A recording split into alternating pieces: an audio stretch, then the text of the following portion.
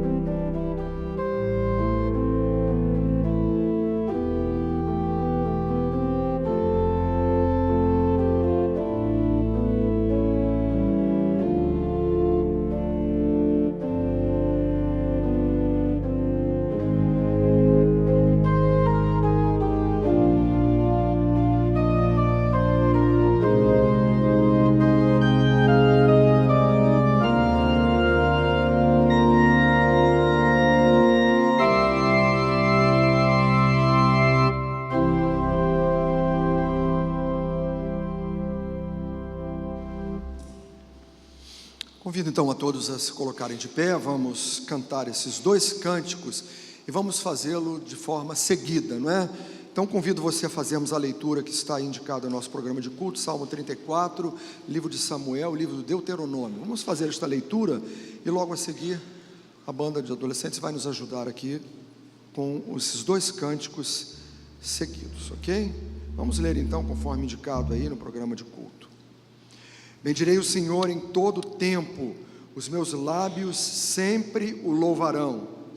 Não há ninguém santo como o Senhor, não há outro além de ti. Todos, seja Ele o motivo do seu louvor, pois Ele é o seu Deus. Assim seja, vamos então adorar o Senhor nesse momento.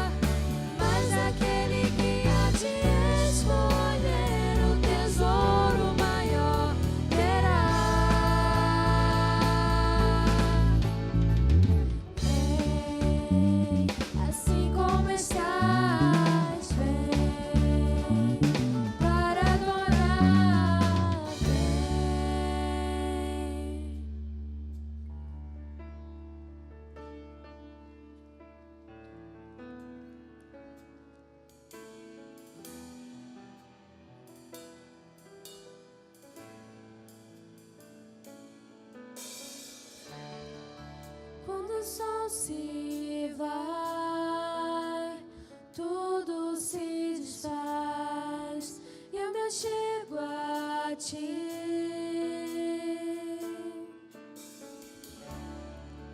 Para dar-te, ó Deus, algo de valor que alegra a ti. Dar-te mais que uma canção, pois a música em si não é o que queres de mim. Tu sondas meu interior, sabes tudo que eu sou e queres meu coração. Quero adorar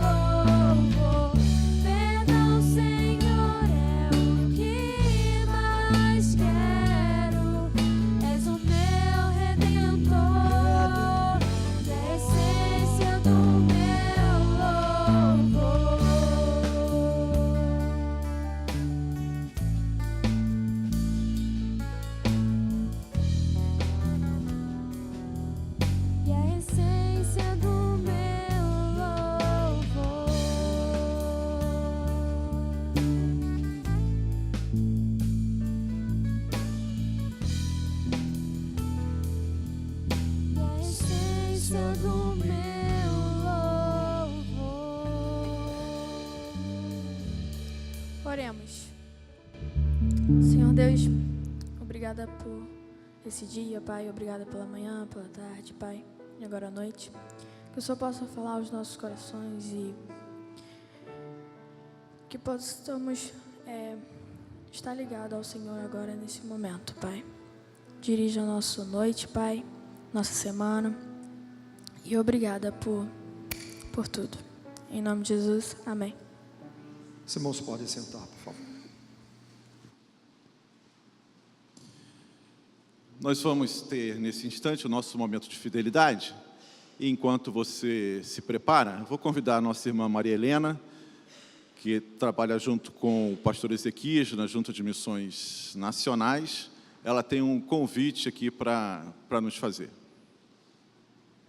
Obrigada, pastor Alcenir, pela oportunidade dessa noite. Hoje pela manhã já falamos rapidamente sobre esse convite. É que esta igreja é uma igreja que participa muito do ministério, em toda a área missionária. Mas eu quero destacar aqui a participação dos irmãos desta igreja no Ministério Cristolândia, em especial aqui no Rio de Janeiro. Dá para você botar aquela partezinha, a apresentação, irmão? Só para você ver como você tem abençoado isso em oração, em ajuda, em pessoas que vão lá, em ajuda financeira também, para você ver o que Deus está fazendo assim, esteticamente, né? Para nós vermos como Deus é maravilhoso. Aí era um prédio antigo, velho, todo acabado, e Deus nos deu novas instalações. E eu quero dizer que os irmãos dessa igreja, pastor, participaram grandemente para que nós pudéssemos fazer essa mudança, né? Tem ali o quarto de guerra, quarto de oração. As pessoas vão, deixam pedidos ali na parede, a gente entra e ora pelo pedido uns dos outros. Se você não foi lá ainda, chegou a oportunidade. Agora no próximo dia 16, pode ir passando rapidamente, depois você bota só o convite. No próximo dia 16, sem ser esse sábado, o outro, nós vamos ter o 5º ano da Cristolândia no Rio de Janeiro. E essa programação vai ser durante o dia, de 9 da manhã às 17 horas. E eu gostaria de ter os irmãos lá para você olhar, né, aquilo que Deus está fazendo nas vidas, porque lá também vão ter pessoas que estão lá conosco, que você também tem ajudado a tirar das ruas, e vamos ter também o momento de você ver com seus olhos lá e colocar a mão naquilo que Deus fez através da sua vida, da sua oração, da sua contribuição financeira, do seu apoio. E hoje, pastor, algumas pessoas se colocaram ao dispor para serem voluntários lá, aqui da igreja. Então, que bênção, né? Talvez você também possa ajudar no ministério sendo um voluntário lá. E eu estou aqui também para pegar o seu contato hoje, se você desejar isso. No final do culto eu vou estar aqui, vou estar no segundo culto também, para agradecer em especial e convidar os irmãos. E nesse dia, nós vamos ter um almoço, que além de tantas outras coisas, que vamos ter barracas, vamos ter um almoço. E eu vou convidar o pastor Alcenir, que é o nosso ministro de missões aqui da igreja. Eu vou deixar com o pastor Alcenir 60 kits por semana. Gostou? Tá com fé. São os primeiros 60, está aqui. Eu vou pedir aos irmãos para colaborarem mais uma vez, comprando o seu kit de almoço já com a sobremesa. O preço não é ruim, é R$10. E o almoço é bom. Peguei o cardápio hoje aqui. Vai ser o cardápio do almoço daqui. Mesma coisa, eu gostei demais. Já combinei com a irmã cozinheira, ela aceitou o desafio de oferecer o cardápio. Então vai ser o cardápio de hoje. Quem almoçou aqui vai almoçar mais ou menos o mesmo cardápio lá na missão, né? E eu e o Sérgio e a Miriam, fiquem em pé, vamos estar aqui hoje. Fora esses 60, nós temos outros aqui para vender hoje. Esse aqui é dele depois de hoje, tá? Hoje eu e Sérgio e a Miriam vamos estar ali no final do culto. Se você quiser já colaborar, talvez você fale, mas eu não vou estar aí, irmã. Mas não tem problema, você compra e oferece a quem vai, né? Vamos colaborar, vamos participar. Nós estamos com um alvo de 1000 almoços no dia 16. Primeiro, no antigo prédio da primeira igreja de Madureira, não é? Ali tem o convite, o endereço é Rua Domingos Lopes. Olha, lá não quem sabe ir beirando a linha, é bem perto da estação. Por exemplo, quem for de trem está tranquilo, mas quem for de carro também está tranquilo, porque nós vamos ter o estacionamento nesse dia. A igreja de Madureira ofereceu o estacionamento, e é encostado. Então pode colocar o carro, quem for de carro, no estacionamento da primeira igreja de Madureira, né, já está acertado isso. Lá na missão também tem alguns, mas é muito pouco, não daria. Então, o estacionamento, boa lembrança do pastor, na primeira igreja de Madureira, que é pertinho do projeto. A gente vai a pé daqui para lá, de lá para cá, sem nenhum problema, tá bom? 1000 almoços, por isso que você não pode faltar. Precisamos contar com toda a igreja de Itacuruçá e outras igrejas juntando para estarmos ali, tá bom? Posso contar com os irmãos? Se puder, fala assim, amém. Posso contar com os irmãos? Amém. Pronto, toda a igreja vai, pastor, vai ser rápido. Vamos vender rapidamente esses 1000. Então, e comprem logo para você não ficar sem, que a gente queria que você almoçasse com a gente. A gente tem certeza que o 1000 vai acabar logo. E vocês não podem faltar, porque vocês fazem parte da história do nosso projeto Cristolândia aqui no Rio de Janeiro. Que Deus abençoe os irmãos. Se quiser adquirir hoje, já estou aqui com o Sérgio, e o pastor não vende hoje não, deixa para amanhã que eu não estou aqui, tá bom? Obrigada, pastor. Mas, Maria Helena, se eu, por exemplo, quiser comprar o almoço, eu não vou poder estar lá no dia 16, né? Eu tenho algum compromisso, mas eu quero comprar o almoço para abençoar uma outra pessoa, eu posso fazer? Tranquilo, pode. De repente você acha um tão pouco, que é R$10, quero ajudar com R$100, compra 10 kits e me dá, que eu dou para os alunos, tá bom? Entendeu? Porque os alunos não vão pagar, né? Os meninos não vão pagar, eles mesmos, nós vamos pagar os dos alunos. Então vai vir os alunos de Pádua, vai vir os alunos de Campo Grande, vão vir os alunos de Alcântara, vão vir as meninas de Campos, vão vir os meninos de Guaratiba. Então nós vamos ter muitas pessoas que estavam nas ruas, eles não têm R$10 de jeito nenhum, mas eles vão almoçar. E eu e você vamos comprar o nosso e pelo menos um deles. Gostaram? Fica legal assim? Agradeço. Então pode sim, pastor. Bem, meus irmãos, isso daí é apenas um pouco do que nós, batistas brasileiros, temos feito, né, no nosso país e no mundo. E a Igreja Batista Curuçá, né, esse trabalho da Cristolândia tem uma participação bem intensa da nossa igreja. Ou seja, a Igreja Batista Curuçá, ela não está circunscrita a essas paredes. Nós temos ido além dessas paredes, e muito além. Nós estamos atuando fora do nosso continente, né, com missionários que são apoiados pela Igreja Batista Curuçá. Nós estamos nas comunidades aqui do Rio de Janeiro. Nós estamos trabalhando, né, apesar de tudo, às vezes há uma aparência assim de prostração, né? Não, nós estamos agindo, nós estamos trabalhando. No final desse mês, por exemplo, nós estamos com a nossa viagem para a Amazônia.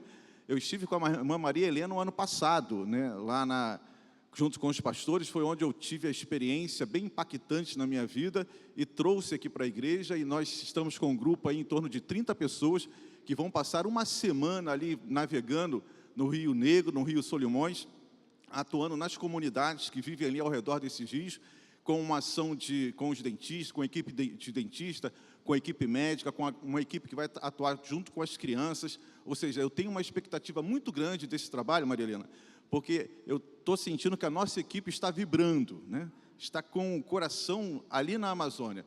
E é um pouco do tudo que nós estamos fazendo, não é isso, pastor Jael? A gente, às vezes, pensa que a Igreja Batista Curuçá é só isso aqui, né?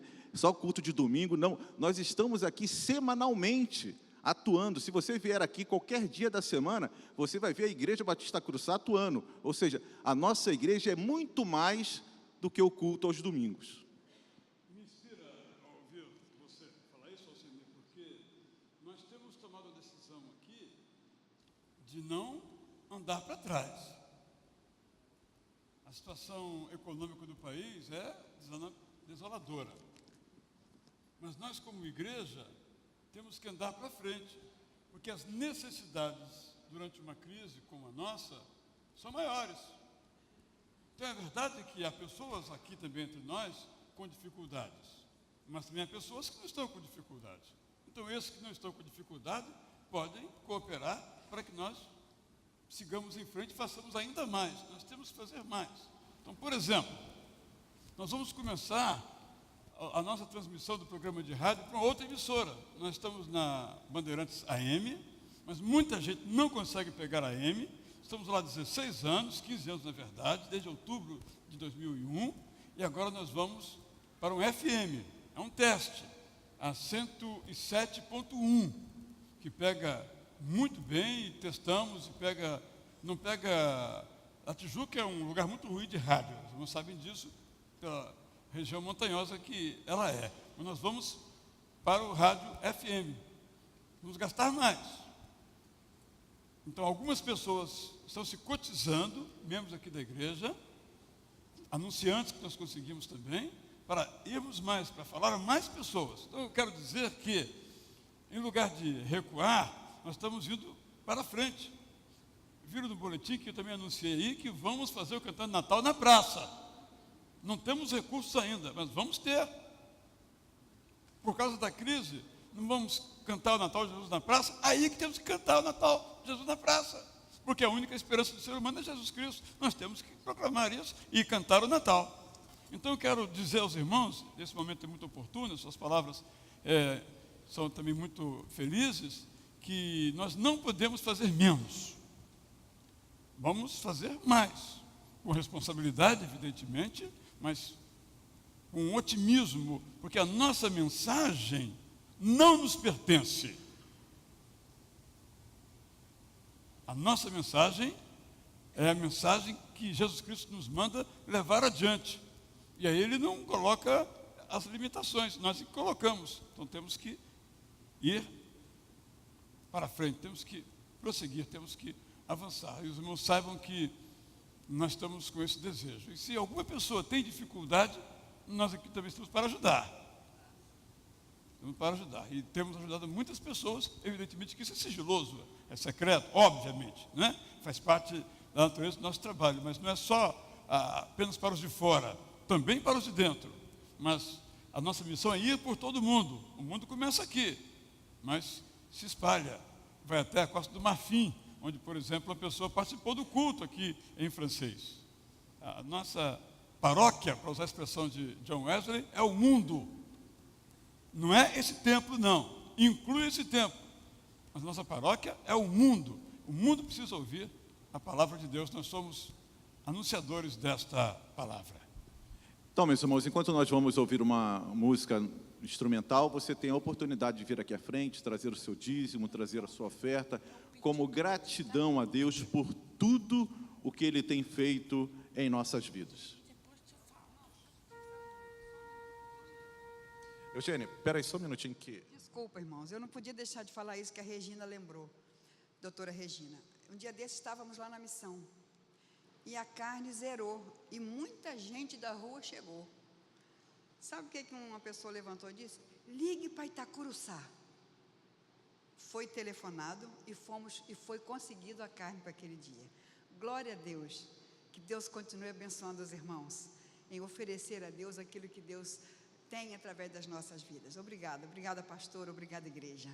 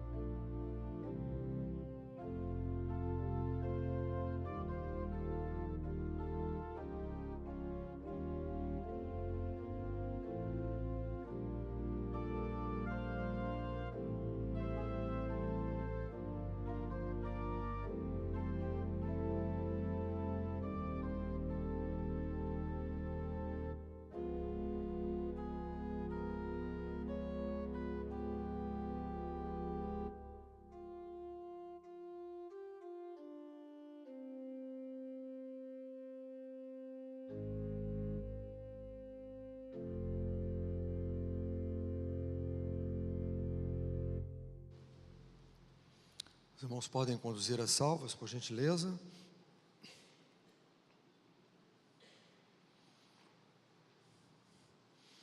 Por que interceder? É uma pergunta que todos nós devemos saber a resposta. Porque cremos no poder da oração. Se nós não crêssemos no poder da oração, então seria inócua a nossa participação neste momento, sem nenhum significado. Esse momento de intercessão na nossa igreja, ele tem um significado, sim, muito importante para a vida de cada um de nós.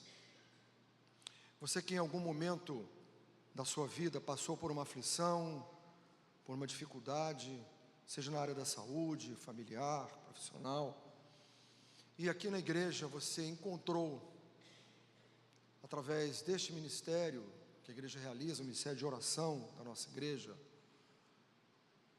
o apoio para que você pudesse superar aquele momento difícil da sua vida. Você sabe o quanto esse momento tem um significado na vida de cada um de nós. Eu sou testemunha disso, os irmãos sabem, e tantos outros irmãos que aqui estão, que em algum momento difícil da vida, nós dependemos da oração dos irmãos, da oração do povo de Deus. É por isso que esse momento, ele tem um significado muito importante, porque nós oramos uns pelos outros, e daqui levamos os pedidos de oração que podemos continuar fazendo em nossos lares, no nosso culto doméstico, no nosso momento de devoção.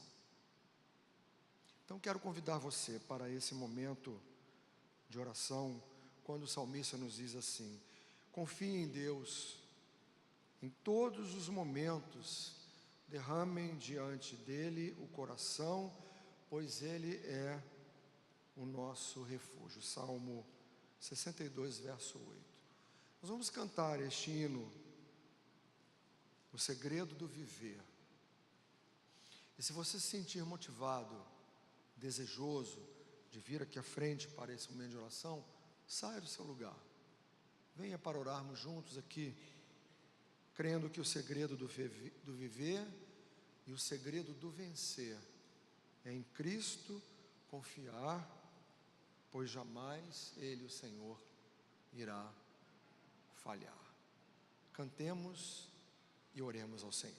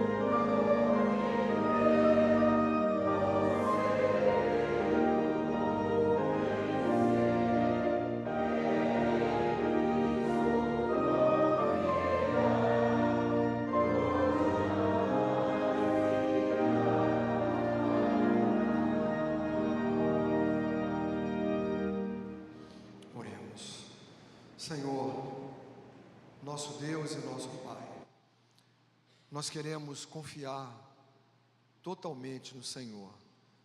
Muitas vezes nós nos sentimos inseguros, ó Pai, e não depositamos a nossa plena confiança no Senhor.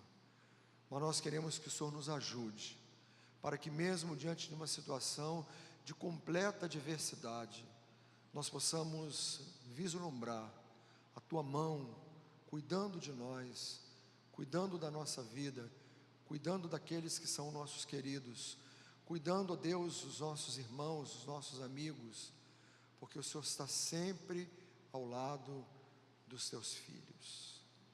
Entregamos cada pessoa, cada vida que aqui está em Tuas mãos, aqueles irmãos que se colocaram de pé, aqueles que também não se colocaram, ó Deus, mas cada um de nós, queremos nessa hora de suplicar, Senhor, olha para o nosso coração, e vê, ó Deus, aquilo que nós estamos precisando, e nos ajuda, ó Deus, revigorando a nossa fé, e que nós possamos nos apropriar deste segredo, que é o segredo de viver, que é o segredo de vencer, em Cristo sempre confiar, sabendo que o Senhor nunca, nunca falhará. Fica conosco, continua falando ao nosso coração, nós oramos assim agradecidos, no nome de Jesus, amém. Os irmãos podem sentar, pastor Israel está com a palavra.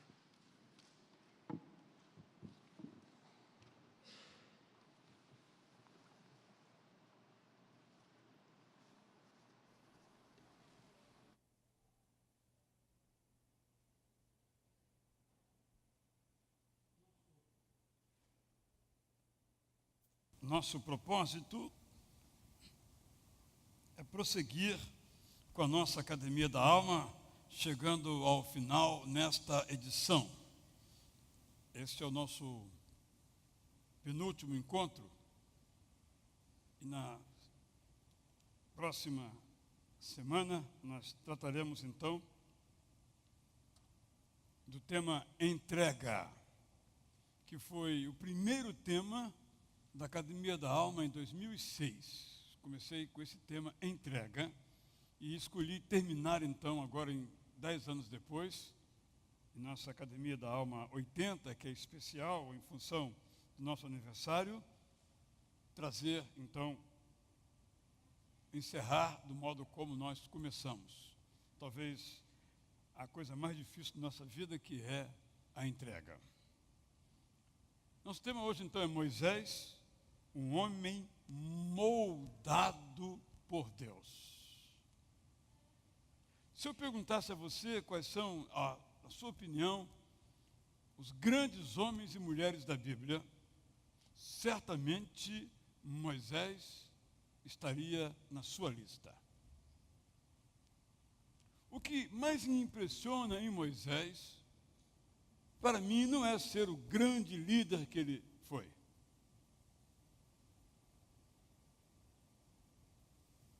Ontem, um pastor me procurou e ele fez a seguinte pergunta: como enfrentar a angústia de ser pastor quando as coisas, as transformações não acontecem? Eu fiquei pensando na angústia de Moisés. Podemos, usando os termos de hoje, dizer que Moisés pastoreou o povo durante 40 anos. E podemos dizer que Moisés não pôde olhar para trás e ver o seu grande ministério. Porque o seu pastorado, usando esses termos, foi de angústia após angústia,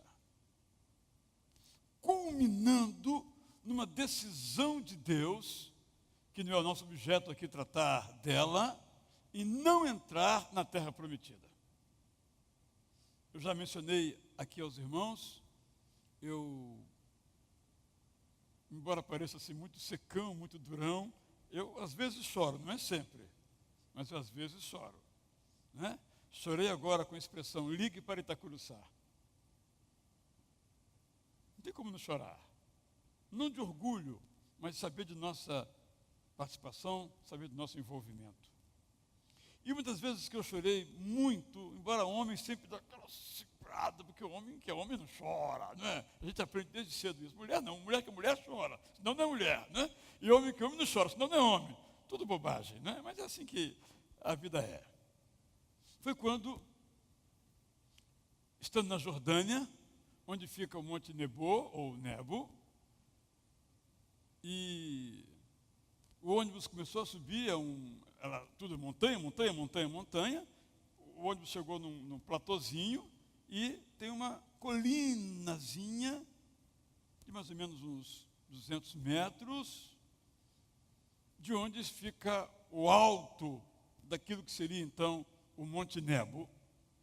Mas quando o ônibus começou a subir aquela alamedazinha, deu para ver por cima da própria alameda, lá no horizonte distante, a terra de Israel. Aí eu chorei. Foi isso que Moisés viu. Moisés viu a terra, mas Deus disse a ele que ele não iria entrar. Essa é uma outra questão. Depois você pode mandar uma pergunta sobre esse assunto que eu vou lhe responder, mas não é o objeto aqui agora. Apenas para dizer que o mais importante de Moisés, portanto, não foram suas vitórias. Que, por exemplo, o povo passar a pé pelo Mar Vermelho, Moisés não teve nenhuma participação nisso. Ele não abriu o mar. Quem abriu o mar foi Deus. Não é?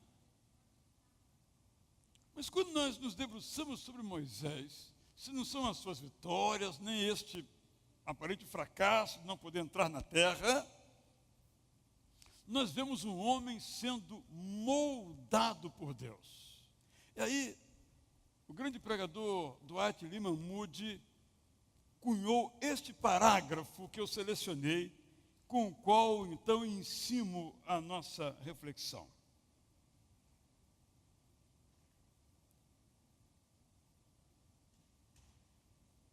A vida de Moisés, diz Moody, teve 3 períodos distintos, cada um com a mesma duração de 40 anos.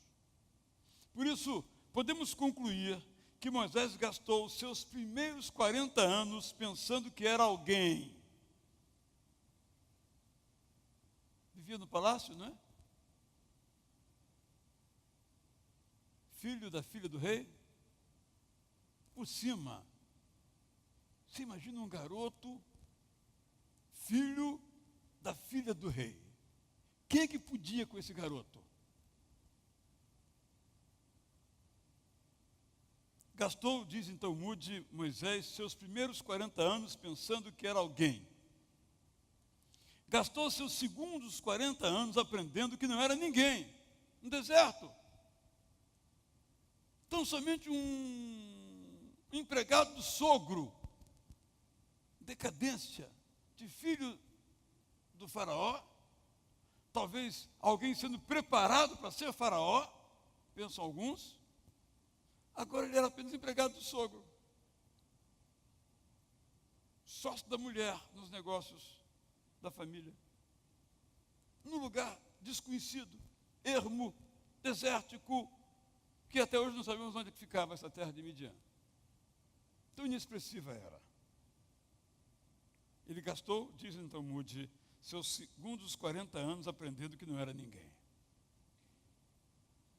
E gastou seus terceiros 40 anos descobrindo o que Deus faz com um ninguém. Eu acho que essa fórmula moodiana é perfeita. Se aplica a mim e a você. É claro que não viveremos 120 anos. Mas possivelmente todos nós temos a nossa vida divisível em 3 partes. Nossa formação, quando geralmente achamos que sabemos tudo, né? Pega um adolescente, sabe tudo da vida, né? Dá aula para a gente. É poderoso, ele é forte, faz parte, é isso mesmo, tem que ser assim mesmo. tem a solução para tudo. Por isso ele é chamado rebelde, tem os conflitos com os mais velhos. Todos nós. Depois, aquele tempo de realização, e no caso de Moisés, o tempo que ele descobriu que não era nada. Ele foi preparado tanto tempo, esses 40 anos, para nada. Sabe aquele sonho, um dia eu vou ser alguém, e se ele não fosse lá um faraózinho, seria alguém da corte, alguém que dava as ordens, estando preparado, a mãe dele, a mãe adotiva investindo, para fazer do garoto, quem sabe, aquele que ia manipular os relacionamentos, para ter mais poder, ela, sua família, preparou o menino. E agora ele passa, depois dessa preparação toda, 40 anos, como apenas genro. Às vezes isso acontece conosco. Aposta na gente, investe na gente. Nós nos formamos, quando vamos acontecer, não acontecemos. Então Moisés descobre essa extraordinária realidade na fórmula felicíssima de Moody, e que apesar de ser ninguém, aquela sua formação foi importante, tudo é importante. Aquele seu tempo de ninguém foi importante, mas ele aprendeu o que é que Deus faz com uma pessoa que não é ninguém. Quando essa pessoa se coloca nas mãos de Deus. Essa é a história de Moisés. Eu podia contá-la aqui, não vou fazer isso, porque a história é bastante conhecida e vale a pena você ler esta história, a história de Moisés. Eu gosto então da história de Moisés, a partir desta fórmula, desse resumo feito por Dwight Lyman Moody, para nos ajudar a compreender que nós também podemos ser homens e mulheres moldados por Deus. Vou mencionar algumas dimensões aqui de Moisés. Moisés tinha uma carreira certa, porém medíocre. Mas a missão que Deus tinha para ele era muito melhor do que ser empregado do seu sogro. Moisés era tímido ao ponto de gaguejar nas horas mais tensas. Moisés passou por diferentes situações ao ponto de voltar, já adulto, nos últimos 40 anos, para o palácio, para dialogar então agora com o faraó. E Deus o preparou. O encontro com Deus preparou Moisés para aquilo que a própria vida não preparara. O encontro com Deus preparou Moisés espiritualmente, e o seu preparo espiritual tinha na vara, naquele cajado especial, um símbolo. A vara de Moisés é o símbolo que nós também temos em mãos para indicar que nós temos recursos que, colocados na mão de Deus, vai nos permitir ter o nosso terceiro tempo da vida com grande qualidade. Moisés é o protótipo daqueles que, na maturidade, mudam. O peregrino Moisés enfrenta o faraó, mas não o vence. Quem vence é o Deus do peregrino. O peregrino tem apenas uma vara. Sem a vara é incompetente. Com a vara na mão, a vara que Deus lhe deu na mão, é um guerreiro invencível. Porque é Deus quem vence e convence.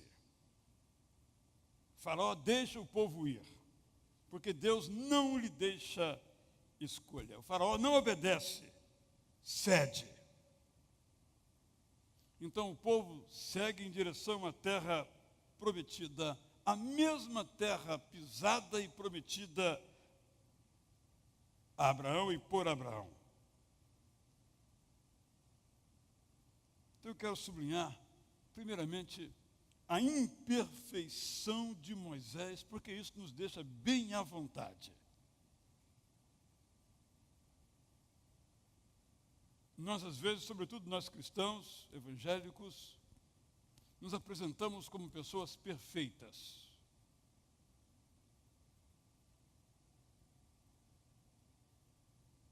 E quando nós escandalizamos, porque descobrem que não somos perfeitos, nós ficamos aborrecidos com as pessoas, quando devíamos ficar conosco mesmos.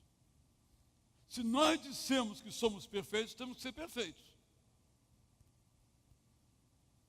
Mas se nós admitirmos que somos imperfeitos, estamos a caminho.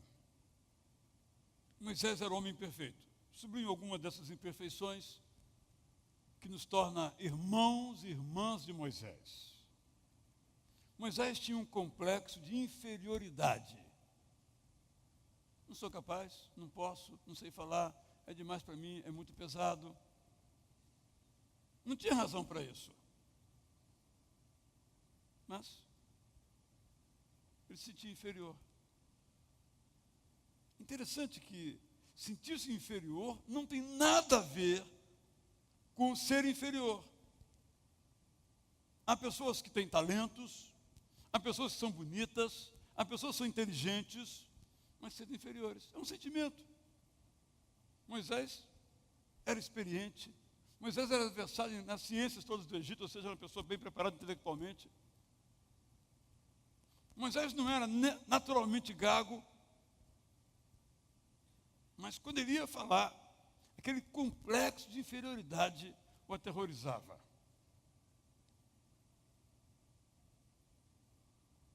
Mas ele se deixou moldar.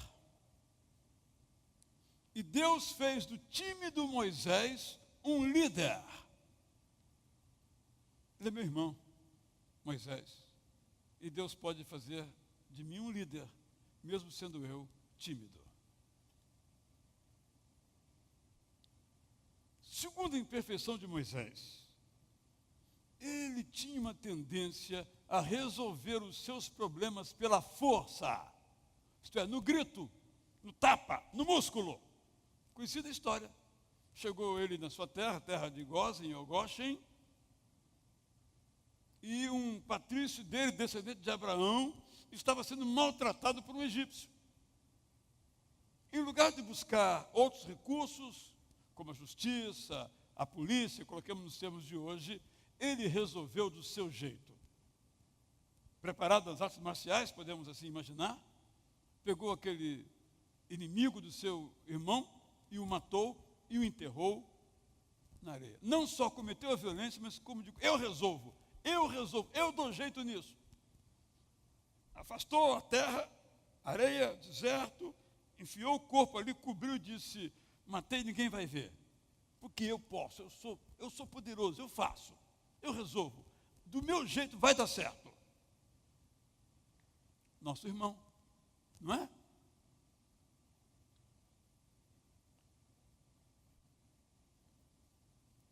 Quando a Bíblia, no entanto, faz um resumo da vida de Moisés, Números 12, 3, apresenta-o como o homem mais manso da terra. Esse texto será que o autor do livro do Pentateuco é o mesmo? Será que o biógrafo é o mesmo? É o mesmo camarada que descreve Moisés indo aos socos com o inimigo? É o mesmo biógrafo que diz Moisés é o homem mais manso da terra? Deve ser outro biógrafo. Um cara que não conhecia Moisés, para dizer que Moisés era o homem mais manso da terra, não conhecia Moisés. A menos que, como nós cremos, que Moisés tenha sido moldado. O bravo pode ficar manso. O explosivo pode ficar calmo. O medroso pode ficar corajoso. Essa é a história de Moisés, a minha, a sua história. Terceiro, Moisés teve que aprender a lidar com a crítica e a rebeldia. Quem de nós sabe lidar com a crítica? Quem é professor sabe da dificuldade que tem para ensinar. Porque tem que ensinar e a pessoa não pode receber aquilo como se você estivesse dizendo que ele está errado. Milindres, não é, professor Luiz? Milindres. Ninguém quer ser criticado. É uma necessidade humana de ser aprovado até no erro. Nós sabemos, todos nós somos assim. E Moisés enfrentou a crítica e a rebeldia dentro de casa. Miriam, irmã mais velha dele, que o salvou das águas, foi lá e pegou das águas, entregou para a princesa cuidar. Miriam se rebelou contra Moisés, porque Miriam também queria participar do poder. Se sentiu preterida. E Moisés teve que lidar com isso. E quando Deus, então, manda uma enfermidade para Miriam, o que Moisés faz? Não te falei? Se rebelar contra o líder, contra o ungido do Senhor, diz alguns pastores de hoje, Deus castiga. Moisés, sabe o que fez por Miriam? Orou para que ela ficasse curada. E ela foi curada. Quem sabe lá no fundo, né? Moisés pensou, Deus é bom, Deus é justo, Deus não desampara o seu servo. Olha aqui, ela fez isso comigo, olha, está aí pagando o passo. Estou inventando ou a gente não faz isso? Lá no coração, a gente não publica isso não, porque não é bom para a nossa biografia, mas lá no fundo, Deus ainda botamos Deus no meio. Deus é bom, Deus é justo. Deus vinga o seu servo e a sua serva. Lamento muito. É a mão de Deus pesando sobre a sua vida. Nunca ouvimos isso, nunca falamos isso. Moisés orou por sua irmã. Quando os críticos pegaram Moisés e começaram a criticar Moisés, a falar contra Moisés, Deus disse, vou acabar com essa raça. Moisés disse, não, Senhor, se for acabar com eles, também acaba comigo. Esse era Moisés, um homem que sabia lidar com as críticas, a amar as pessoas. Não era perfeito, mas procurava viver de modo santo. Eu enumerei aqui algumas, eu não mencionei todas, imperfeições de Moisés. Qual é a sua imperfeição? Ou as suas maiores imperfeições? Porque a nossa coleção é bastante grande. Cada um de nós tem as suas imperfeições. Eu tenho as minhas imperfeições. Muitas imperfeições. Algumas até falo sobre elas. E alguém brinca comigo, você só fala das coisas mais suaves, é evidente, eu falo das mais difíceis, mais pesadas, fala aquelas mais fácilzinhas, né? Por essas imperfeições eu recebo críticas, corretas, fundadas. É isso mesmo, não tem como me defender, é isso mesmo, eu sou assim mesmo. Mas, mesmo com as minhas imperfeições, eu coloco a minha vida nas mãos de Deus. Peço a Ele que me ajude a superá-las. Ontem mesmo,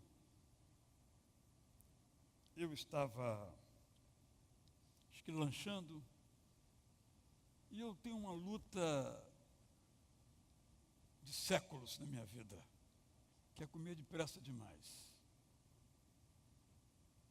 Aí eu estou comendo e estou dizendo, por que eu estou comendo tão depressa? Em pé. Não estou sozinho, para perder tempo, eu como em pé, para ser mais rápido. Para quê? É algo que eu tenho que lutar, é assim. Cada um de nós na sua dificuldade, essa é uma, tantas outras. Reconhecendo que somos imperfeitos para sermos melhores. Ou para sermos menos imperfeitos. Isso começa quando a gente tem a consciência da imperfeição. Se alguém é maledicente, Mas o maledicente é o outro, vai morrer maledicente.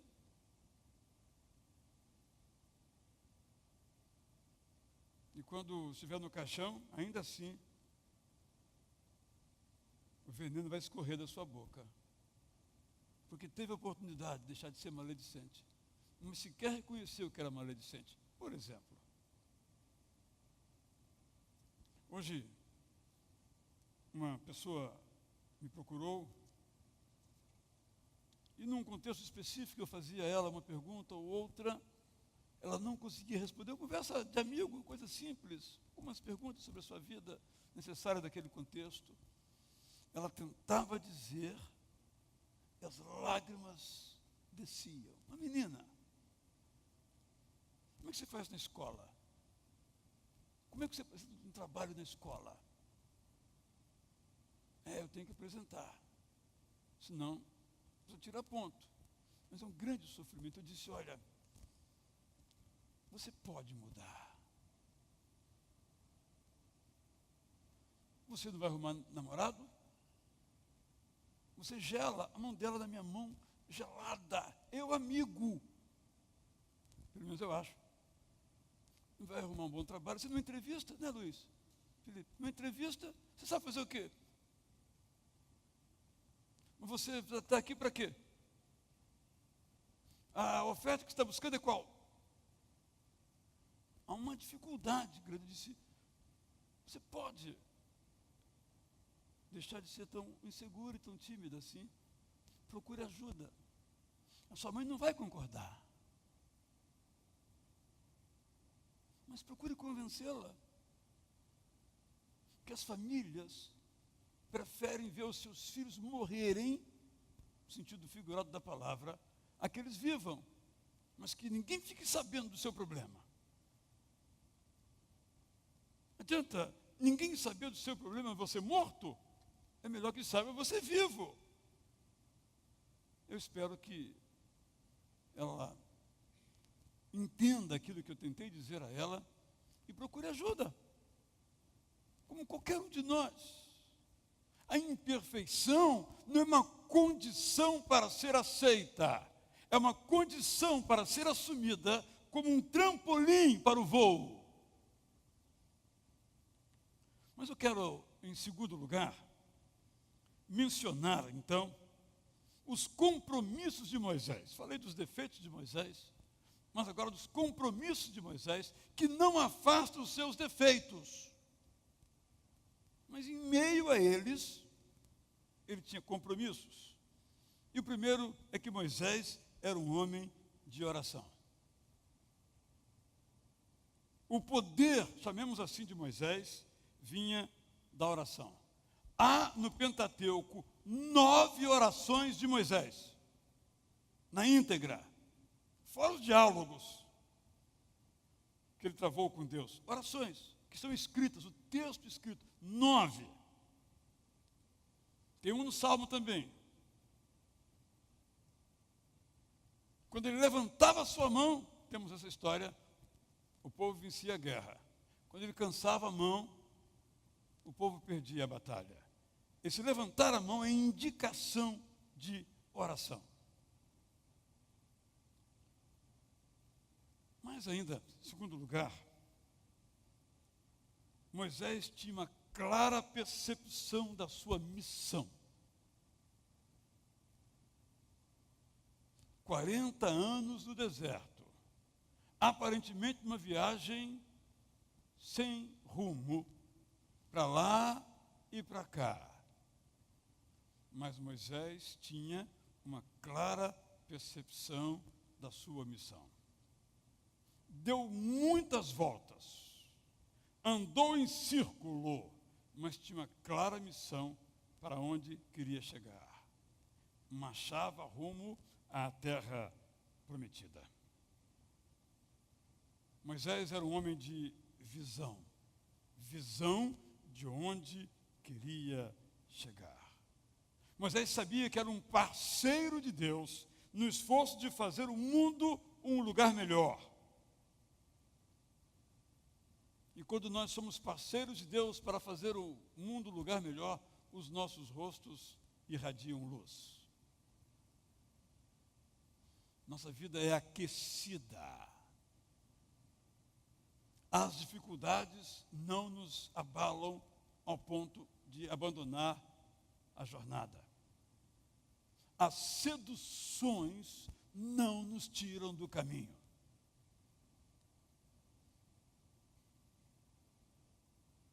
É na parceria com Deus que as nossas vidas brilham, transbordando de qualidade. Em terceiro lugar, Moisés aprendeu a lidar com a sua humanidade. Somos humanos. Mas o que é que nós fazemos disto? Moisés, por exemplo, não tinha competência para realizar a sua tarefa, mas se deixou capacitar por Deus, internamente e externamente. Moisés teve que lidar com os seus rancores. Imagine você, conta uma história da sua vida para você assim, como no caso de Moisés. Olha, você era hebreu, nasceu lá do outro lado, você era um garoto bonito, mas naquela época era proibido às mães terem filhos. Mas a sua mãe teve você. E a sua mãe então fez o seguinte: a sua mãe, numa desesperada tentativa de salvar a sua vida, preparou um cestinho, colocou você lá dentro e jogou no rio. Bem, talvez Moisés pensou, ou seja, minha mãe me abandonou. Me colocou no rio para, na linguagem de hoje, uma adoção por alguém desconhecido. Minha mãe me abandonou, eu sou um abandonado. Moisés poderia desenvolver em relação à sua mãe, portanto, um sentimento horrível de abandono, que é o pior dos humanos sentimentos. É a pior das dores, da rejeição e do abandono por aquela que nos gerou. Moisés, ao conhecer a história do seu povo, entendeu que o Estado egípcio não cumpriu a sua palavra. O povo foi para lá, se multiplicou ao tempo de José, cresceu, se tornou um grande povo e depois foi massacrado com trabalhos escravos. E Moisés, sabendo daquilo, não podia falar. Tinha que se manter secreto. Não podia dizer, ó Deus e Yahvé. Então cortaria o pescoço dele. Vocês imaginam dentro de si os sentimentos, as ambivalências, as contradições, os rancores que ele teve que enfrentar. E Moisés também teve que enfrentar a sua tentação de ser vítima. Veja bem, Moisés. Estava bem no ventre da sua mãe, foi expulso para o nascimento, como todos nós. Era cuidado pela sua mãe, foi jogado fora dentro do rio. Acolhido por uma princesa, estava bem no seu palácio, teve que fugir. Estando na casa do seu patrão e sogro, teve que ir para o deserto cuidar das suas ovelhas. Estava mais ou menos calmo, Deus tem que sair daí, você agora vai para o Egito.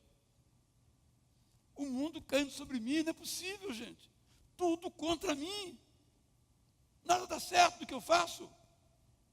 É a tentação de ser vítima. Aquela famosa hiena do desenho, lá do tempo do Jalimar, não é do meu tempo, não viu Jalimar? Ó céus, ó vida. Se lembram daquela hiena muito antiga? Pastor Senia Garoto não lembra disso, mas Zé Maurício lembra. Eberson também lembra, não é? Eu vejo na história do desenho animado. É a nossa humanidade. Moisés teve que enfrentar os seus desafios. Aceitou ajuda. Se ele não sabia falar, qual foi a solução? O irmão falava. Moisés falava através do seu irmão. Por exemplo, Moisés foi sendo preparado por Deus para ser imagem de Deus. Você é a imagem de Deus. Mas essa imagem foi machucada, foi arranhada, foi ferida. Deus então está restabelecendo em você a imagem dele em você. Foi assim com Moisés, é assim com a gente. Quarto lugar, Moisés era um homem fiel aos seus compromissos.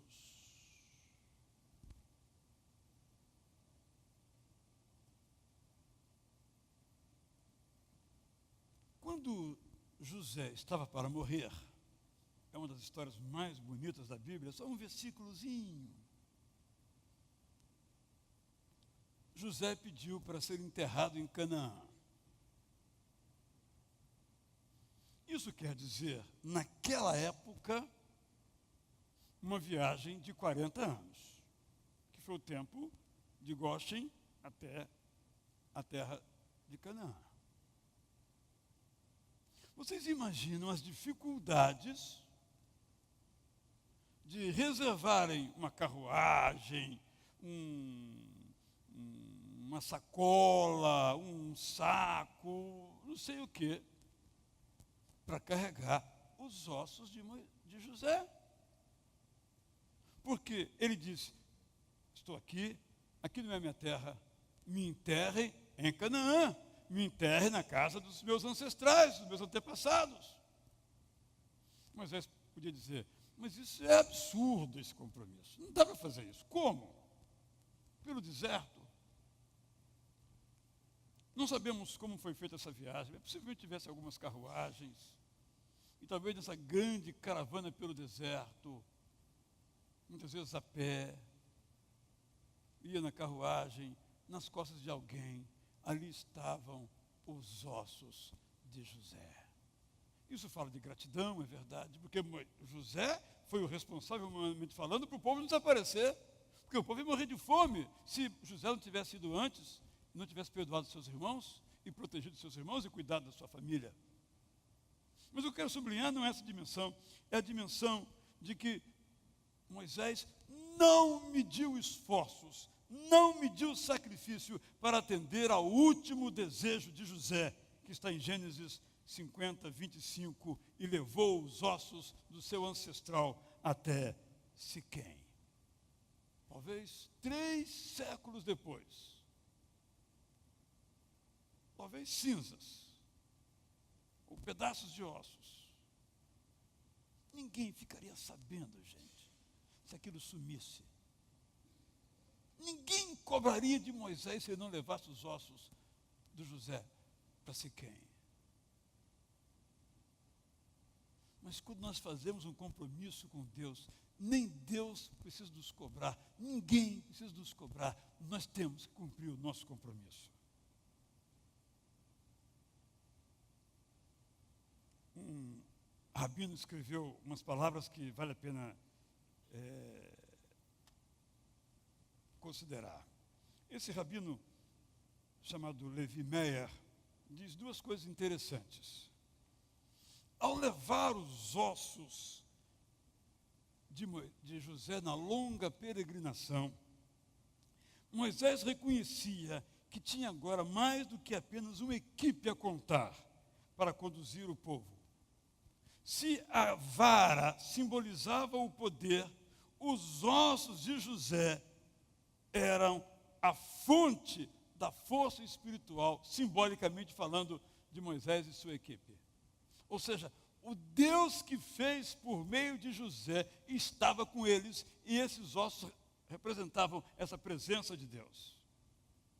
Mas o Levi Meyer diz que aqueles ossos eram também os ossos de um homem que aprendera a perdoar.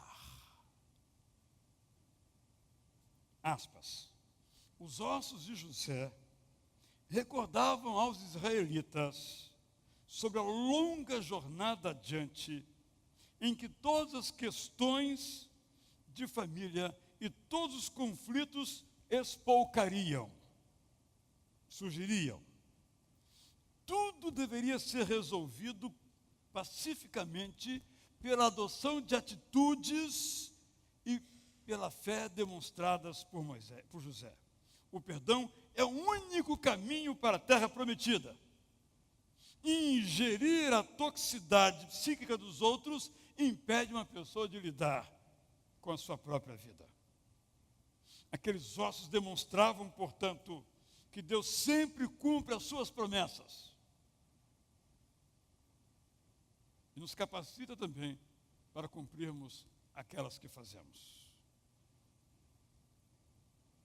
Quinto lugar, era um compromisso de Moisés chegar a Canaã. Entrou para entrar em Canaã. Trabalhou para entrar em Canaã. Recebeu de Deus a permissão para ver a terra de Canaã, mas não para entrar nela. Devemos nos mover pela mesma atitude de Moisés. Orar para entrar na terra prometida. A única diferença entre nós e Moisés é que nós temos certeza que vamos entrar nessa terra. Canaã não é apenas o descanso que nos espera do outro lado da morte. Canaã é uma demonstração que a nossa vida vai bem quando é exercida numa obediente confiança à vontade de Deus, que quer que nós bebamos das águas do rio, da fonte de águas vivas. Ir para Canaã, desejar ir para Canaã, significa que nós não nos contentamos com a vida que nós levamos. Canaã espera por mim. Canaã espera por você. Canaã espera por nós. É isso que aprendemos com esse gigante. Gigante humano, vencível como Golias, mas invencível quando a couraça da nossa vida é colocada pelo Espírito Santo de Deus. A história de Moisés, magnífica, a extraordinária história de Moisés, nos convida a um encontro conosco mesmos e ao encontro com o nosso Deus. Se eu algum dia fosse escrever uma biografia de Moisés, não tenho tal pretensão, talvez lhe desse o seguinte título: O Homem dos Encontros. Quando Moisés vê a sarça ardendo no deserto, ele se encontra consigo mesmo. Que vida é esta que eu levo? Preparado para ser rei, agora estou aqui limpando estrume de boi e de vaca. Será que é isso que Deus quer para mim? Será que foi para isso que Miriam me seguiu ali às margens do rio Nilo e me levou para o palácio? Não, não é isso que Deus quer para mim. Deus tem mais para mim. Eu vou lá ver essa sarça. Só pode ser uma coisa de Deus. Eu vou lá ver. E humanamente falando, se Moisés tivesse olhado aquela sarça, eu vou lá não. Sei lá, tá bom assim mesmo. Deixa minha vida rolar desse jeito mesmo. Não vou mexer. Tá bom. Não é o que eu quero, é paciência. Tá bom, vou me conformar. Não, eu vou lá ver. Deus está me dizendo alguma coisa, me mostrando alguma coisa. Eu vou lá ver. E quando ele chega, ele vê então que o fogo não termina. Que coisa extraordinária. O que está acontecendo? Será que eu estou tendo uma visão? Será que eu estou com o meu cérebro fundido? Esse calor do deserto me deixou fundido, a minha cuca está fundindo. Então Deus lhe diz: Moisés, sabe o que você está vendo aí? É um sinal de que a terra onde você está é santa. Tire a sandália dos seus pés. Essa expressão nos convida a inúmeros símbolos. Mas um deles, olha para quem você é. Olha onde você está. Porque você vai ser outra coisa. Você não nasceu para isso. Você está nessa condição. Mas vou lhe levar para outra condição. Onde você pisar, Moisés, é terra santa. Não é terra rejeitada, não é terra de fuga, não é terra de decepção. É terra minha, é terra santa. Pode pisar, que é terra santa, mas tira os pés. Deixa a sua humanidade, a sua inferioridade, a sua decepção, o seu rancor. Tira tudo da sua sandália, joga fora. Caminhe livre por essa terra. O mais magnífico encontro da Bíblia, do homem com Deus, Moisés com Yahvé. É uma linda história que antecipa a entrega dos chamados 10 mandamentos. Eu me enterneço com essa história. No Monte Sinai. Não sabemos onde fica o Monte Sinai com precisão. Não há segurança a esse respeito. Há muitos montes que podem ser esses montes. Mas quando nós caminhamos do Egito para Israel de ônibus, nós caminhamos por muitas montanhas. Uma delas hoje é considerada como sendo o Monte Sinai. Talvez seja. E dá para imaginar indo lá ou não indo lá. Moisés subindo. Eu fiz isso. Muitas pessoas fizeram isso na primeira viagem que fizemos a Israel. Hoje não é mais possível. O Egito está em grande confusão, não há segurança para os turistas irem por aquele trecho, não dá mais para ir. Alguns ainda vão, mas é arriscado. A equipe com que eu trabalho, nós não vamos, não é seguro. Mas nessa primeira vez nós fomos. Então você começa a subir uma montanha, totalmente desértica, seco, pedra, uma árvorezinha aqui, outra árvorezinha ali, uma sarça aqui, uma sarça ali, e só. Pedra, pedra, pedra, pedra. Aqueles mais afoitos, né? Tem joelho melhor, né? Não como o meu, nem aqui da Mara, né? Vão lá em cima, olham, etc. Mas o monte fica ainda a muitos metros, chamado possível Monte Sinai. Eu não fui. A subida dura 2 a 4 horas. E a descida, outro tanto. Não fui. Ninguém da minha equipe foi. Outros vão. Você sai, tipo, 7 da noite e chega às 6 da manhã do dia seguinte. Essa é a caminhada. Foi isso que Moisés fez. Um frio no deserto de rachar.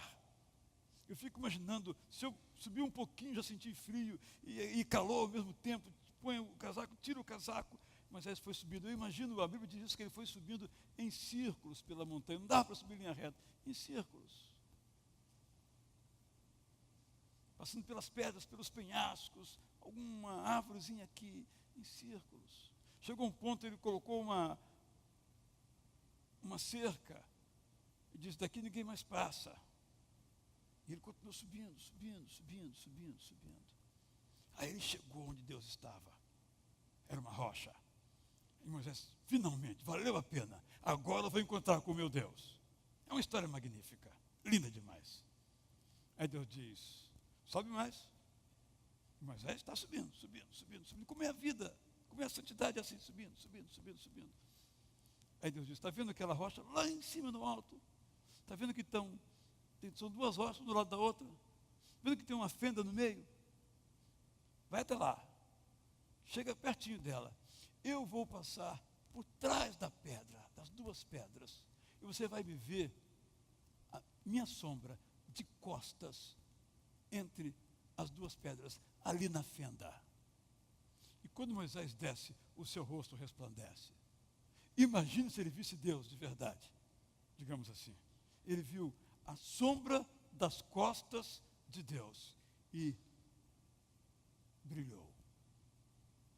Pois, isso quero dizer, é a história dos encontros. Ele diz a Deus, num desses encontros: sim, está bem, estou disposto a obedecer, Senhor. Eu vou falar com o faraó. Mas eu digo o que lá? Quem é que está me mandando? Qual é o seu nome?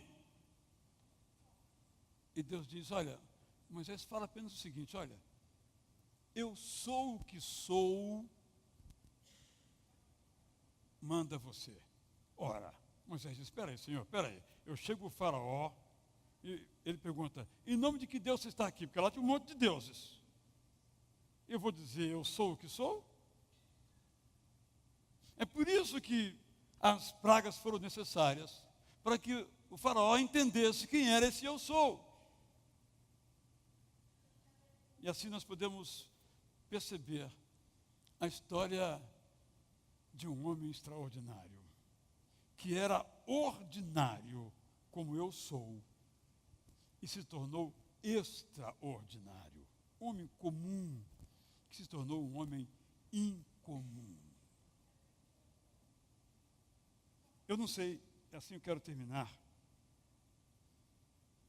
Em que ciclo você está da sua vida? Se você está naquela fase de achar que é alguém, na fase de achar que não é ninguém,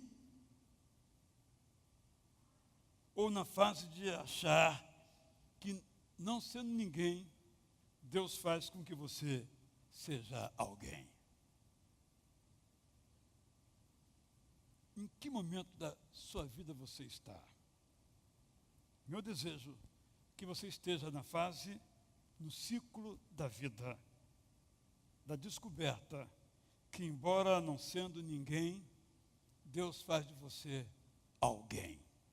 É isso que Ele quer, fazer de você alguém. Alguém que tem compromisso, alguém que sabe que está indo em direção a Canaã.